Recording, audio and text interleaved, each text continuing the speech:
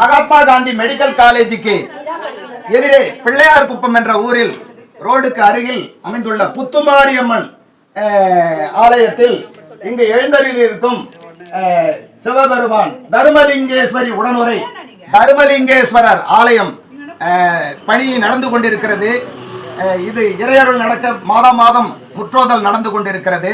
இந்த முற்றோதல் சிறப்பாக நடந்து இறைவன் அருள் பெற்று இந்த ஆலயம் வழிபாட்டுக்கு கொண்டு வர இறையருளை வேண்டி மாதம் மாதம் முற்றோதல் செய்கிறோம். திருவாசகத்தில் 45வது பதிகம் தில்லையில் அருளியது அறுசீர் விருத்தம்.